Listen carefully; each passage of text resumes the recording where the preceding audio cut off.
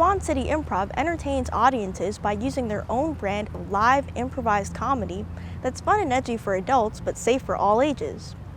I was able to attend their first ever made-up musical event, which took place late last month at Lakeland Live.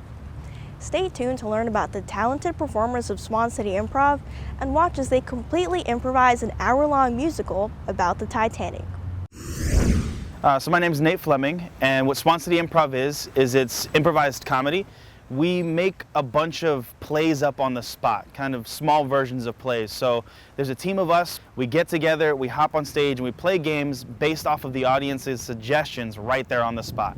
So all the comedy is made up, and it's completely and totally family friendly and clean. So there's nothing about it that will offend the young ones. We actually find out who the youngest kid in the audience is, and we try to play to them. I've been doing improv for most of my life, but I've always had the dream of having something that's kind of a home that I've helped to build. February of 2017, I made a call to Lakeland Live that's run by Shane Lawler. It's an amazing nonprofit theater. And he said, yeah, I'll love to have you guys put a show up. So in April of 2017, me and a bunch of my friends all put one show up that was wildly successful. Shane asked us to repeat it and keep doing it every month. And so we've been doing it once a month since April 2017. But it all kind of started from me trying to get shows for a bunch of people here who are super talented at improv. The beauty of improv is that you don't know what you're doing, but you get up and you do it anyway.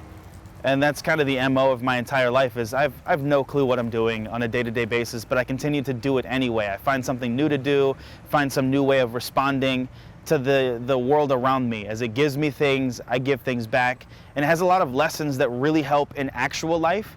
And then just the rush and the thrill of being on stage and making something up on the spot. The audience member has given you a suggestion and you take it and you make it the coolest thing in the world that everybody gets to laugh at. That feeling is like a high that you can't really match with any other type of comedy. Yes, it is. What are you seeing, Julie? I'm seeing birds, but they're shaped like the man from Waikiki. What? Oh, you're seeing woo, woo, woo, woo. Julie, you have to come down from this. You have to come down from this. We need each other to survive. Stay with us, Julie. I'm staying with you, Boris. I'm staying with Boris. The most difficult part is remembering that you were a child once and trying to get rid of all those inhibitions of being an adult of, I can't say that, or there's no way that people would believe that right next to me right now is a laser tiger that I'm petting. Like it's careful because it shoots lasers. Be careful of that. That whole idea is really weird for some people, but for us who play on stage, our whole goal is we reduce the inhibitions in our mind as adults to remind us that we're just children playing again, and we just become children playing on stage, and whatever we say is right and true. Just like if you were playing with a 4-year-old or a 5-year-old, if they say, hey, let's go play with the tigers over there at the playground, you're not gonna say, look kid, you're an idiot. First off, no tigers over there. Second, it's not really that fun of a playground. You're not gonna crush their dreams. You're gonna say, let's do it. Oh my gosh, there's one over there, let's go catch it. And you run and you play, and that sense of play and that enjoyment is what we're trying to capture on stage. So for the hour that you see the show, you get to have fun playing with tigers on a playground with us.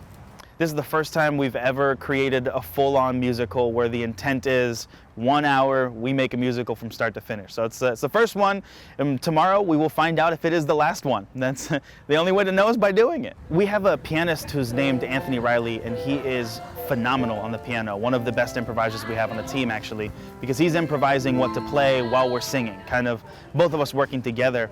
In every show, we always have some sort of musical element because we have some people on the team who are musically trained, whether it be musical theater, musical background, or they play instruments themselves.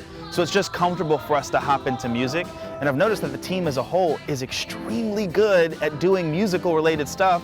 So I said, why not just throw caution to the wind and let's make up an entire musical? They all said, yeah, let's do it. Got rid of our nerves, and we just decided if music is the thing that people like the most that we do, we'll make one whole show out of it and see what happens. That's kind of the thought process of, it scares us, let's give it a go. Well, we've had a tragedy tonight. Tragedy tonight. When enough lifeboats, so a lot of people died. We're all filled up in this boat. But I see a leak. I don't know how much longer we can float.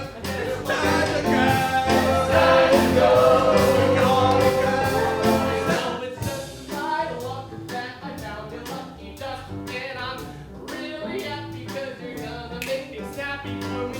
find the love of my life, my wife, my Julie, not jewelry. If cheerleading is a sport, then yeah, comedy is definitely an art form. So my name is Brent Adriano, and I am one of the team members of Swan City Improv, and I've been a part of Swan City Improv for about 2 years now, a little over 2 years since we started basically the first show. I've always loved performing on stage and performing in plays and stuff and musicals, but I'm super lazy, so don't like memorizing lines. So I love how I can just show up and make it up as I go, which is one of the biggest parts of improv. It really works well with laziness and making people smile with the gift of just making things up.